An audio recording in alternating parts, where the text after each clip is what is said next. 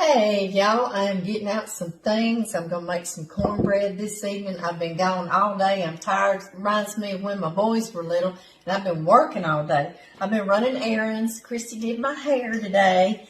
And so I'm home. It's late. I've got about an hour or less before I need to go check house. And so I thought, let me do a no-think meal. It's one that I've been cooking since I could reach the counter. I'm going to fry some pork chops. We've got some corn that came out of the garden from a couple of summers back and some peas. So let's get started. We're going to make gravy and rice to go with it too. Okay, I have got these peas. I see they are frozen. Yes, they are. Got them in. I'll come back to them in just a little bit. I have 2 pork chops. Y'all know I always buy a long pork loin, and I slice them and I freeze them in 2s or however I'm going to be cooking them. I'm going to use my baggie that my peas were in because we are going to pound these out where they'll cook up nice and tender.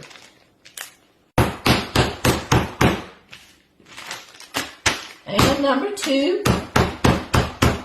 I also like to put a little olive oil. You could use whatever oil you want to. And into that I have Creole seasoning. I homemade mine. And I will put the recipe to it. It's just got all kinds of flavor. Smoked paprika, onion, garlic, oregano. So good. A little bit there, and I do not put salt in that, so I need to salt both of my chops. So in each goes some salt. And then I'm just going to rub that all around in there and get that distributed real evenly all over my pork chop. These are Purple Hull peas from the garden last year. I've got some salt.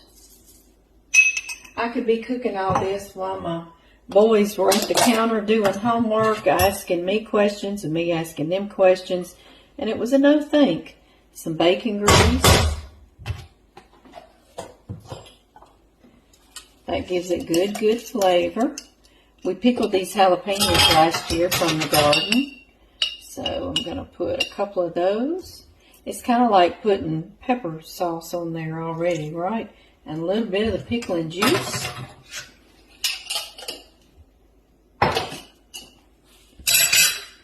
Cover them with water and bring them to a boil. I'm going to let these go about 30 or 40 minutes. That's why I put them on first. Got some water boiling. I'm going to put me just a little pat of butter. This is for our rice. I love a little butter in my rice. Some salt. Not much, because our gravy will be salted as well. Now I'm going to pour in my rice. I'm going to bring it back to a boil. Then I'm going to put the lid on, and I'm going to turn it on really low for about 20 minutes. Oh, y'all, the smell of these peas smells just like my mama's kitchen. This is our cornbread. It takes about 30 minutes in the oven, so it needs to get in there. Oh, yeah. We're going to have us a good crust on that cornbread. And now, right where our cornbread was, we got the 2 B's, the essential B's, bacon grease and butter. I remember when we grew this corn in the garden a few summers back, or a couple of summers. Remember the storm blew every plant over and I had to go back and replant every plant. But we got it done, didn't we? Get me a wooden spoon so I won't make lots of racket on y'all. That's still a little frozen out of the freezer. We're going to need some salt.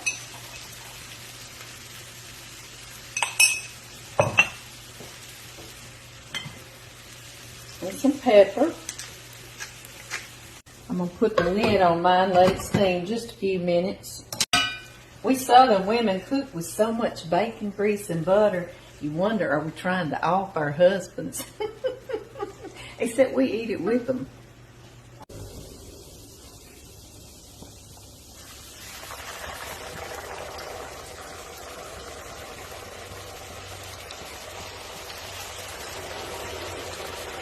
We're going to let these go about 3 or 4 minutes on this side, and then we'll flip them.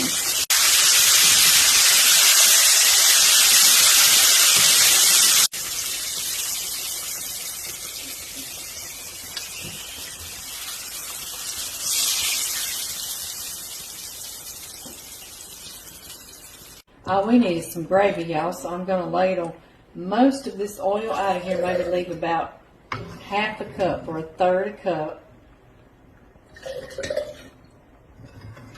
We've got to have something to put all over our rice and our pork chop, right?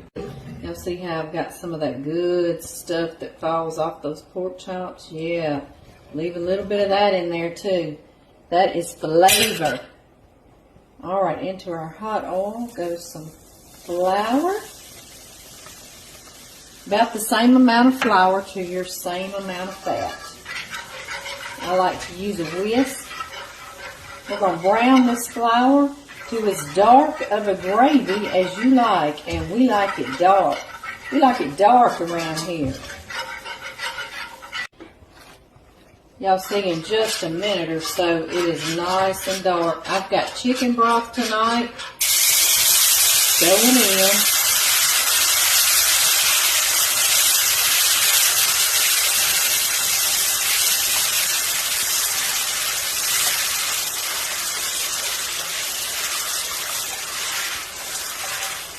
My mama would use water, but I use chicken broth if I fried chicken or pork chop. If I fried beef or deer steaks, I use beef broth. You make your gravy as thin as you like or as thick as you like.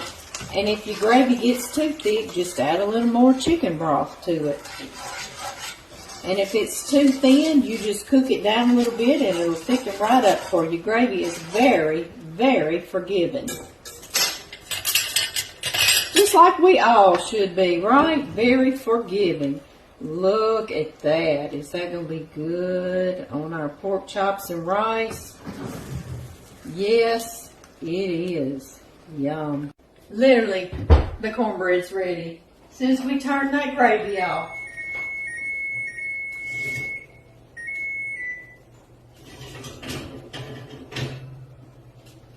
Yum.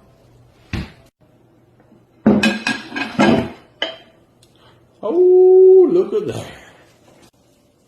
Heavenly Father, I just thank you so much for this meal, for this time, Lord. Lord, please be with our families, the people in our prayers, Lord, our nations. In Jesus Christ's name I pray. Amen. Amen. Y'all, we ran out of room on our plates, so John, what'd you do? A bowl of peas? Yeah, bowl of peas. I love your piece of cornbread. You like a piece of cornbread? He's just hanging out there, see? Yeah. My piece of cornbread's not much smaller, is it? Y'all, does this look good? Does it look good? Let me do that. Big old bowl of peas. I might have got carried away, but that's okay. Rice, okay. gravy, cornbread, cream corn. I can't wait for our garden tomatoes to come in. Man, will some tomatoes be good right now? Yeah, we'll make it again. Yeah. I'll make it again. Yeah, Yes, I will. You will, baby. I know you Y'all, I love y'all, and y'all gonna make just a no-think meal and comfort yourself. I'll see y'all next time. will. Bye.